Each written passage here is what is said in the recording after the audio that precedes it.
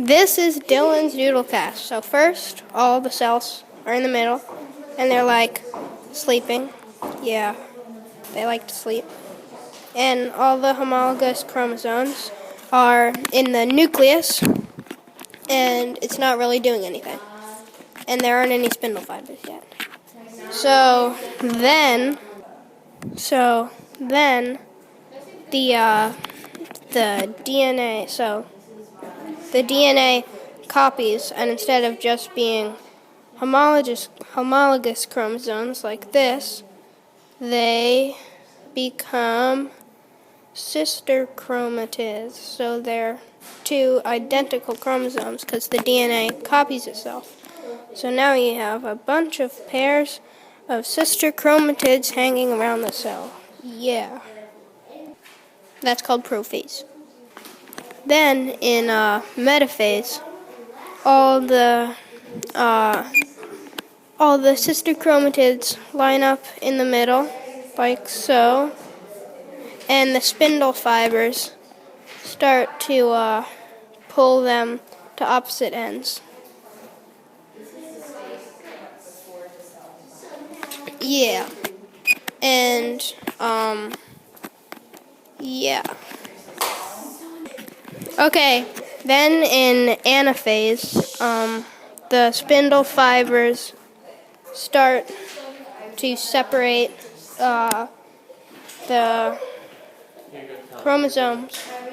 sister chromatids from one another, and the cell starts to divide. Then in telophase, the cell actually is almost divided, and there are sister chromatids on each end. Yeah. And, yeah. Okay, so finally the cell splits apart, and the nuclei form in the cell. So you have two cells. Yay, happiness. And now I'm sleeping. Then the whole process starts over again with both cells. And that's called cytokinesis. So yeah, once the cell splits, then you have two identical cells. Yeah. Okay, this is meiosis. So, the first step of meiosis is called interphase, and it's basically the same as mitosis. It's just a little group of chromosomes, or homologous chromosomes, sitting in the cell. And yeah. So the next step is called prophase 1, and all the homologous, they're sister chromatids, like around the cell, and then all the homologous chromosomes line up next to the homologous chromosomes line up next to each other. So there are two pairs. Yeah.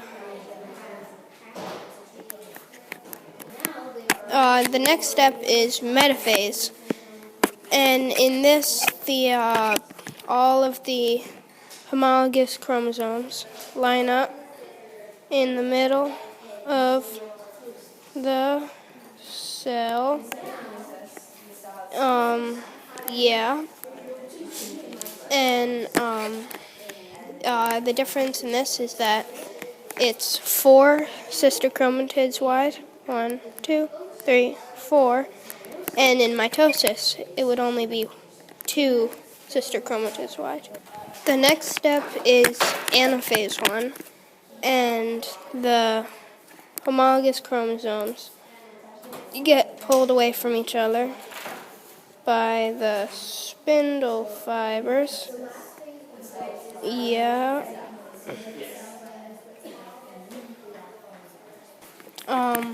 Next step is telophase 1 and cytokinesis, and the cell, basically, it's a lot like meiosis. No, it's nothing like meiosis. Never mind, forget I said that. And then the cell has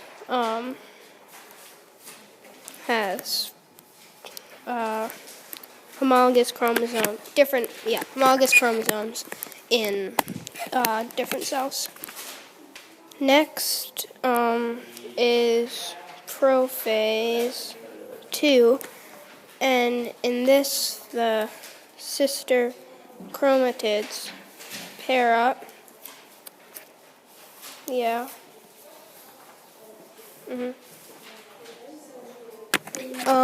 Next is metaphase 2, and the sister chromatids line up in the middle.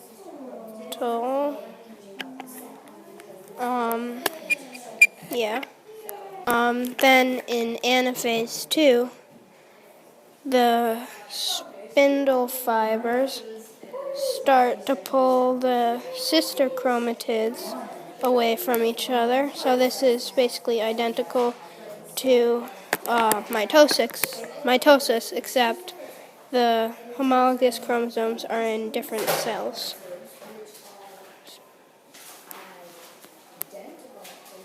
Finally, in telophase and cytokinesis 2, the cells split and make 2 cells each, which overall makes 4 cells. And in the cells, the difference between mitosis and meiosis is that in meiosis, you end up with 4 cells, and in each cell is only half of the original DNA. And in mitosis, you have a full set of DNA. When you reproduce sexually, you're using mitosis, and and when you reproduce asexually, you're using when you reproduce sexually, you use meiosis, and when you're reproducing asexually, you use mitosis.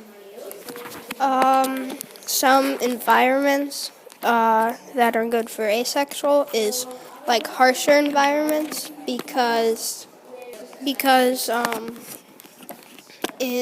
when you're reproducing asexually, it's better, or it's not better, but it's easier to be in harsher environments because it's faster and it's also you don't need to find a mate. In harsher environments, it might be hard to find a mate. Finally, if you're in a harsher climate, it takes a lot of energy to find a mate, so you wouldn't need to find one.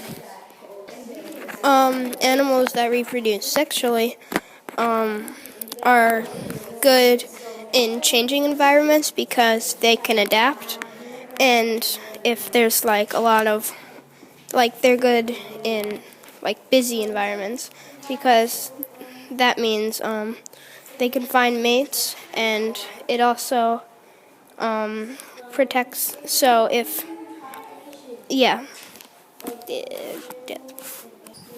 I failed. Okay, so you can adapt in busy environments, and you can find mates, and there's a lot of food, so your children can get food, and they'll always have enough energy, and cows. Some advantages of sexual reproduction is since you all have different immune systems, you can't die from one disease, so there's variation, and also and it allows you to adapt and evolve, so you don't all so you aren't exact clones of each other. Also, advantages of asexual reproduction is you don't need as much energy because you can just cut off a piece of your body basically, and it'll grow again. So generally they don't move, and it's a lot faster because you don't need to find a mate, and Salmonella uses the stomach virus thing, uses asexual reproduction because it needs Never mind. Yes. No. Yes. Because it needs to multiply super quickly, and so that it can infect your stomach.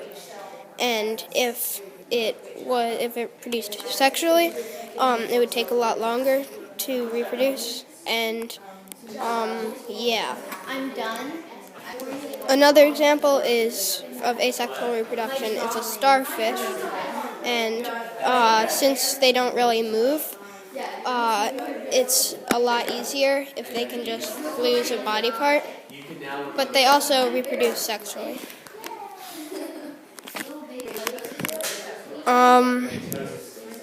So for sexual reproduction, a bear uses sexual reproduction because it's that bears live in like non-harsh environments and they can adapt.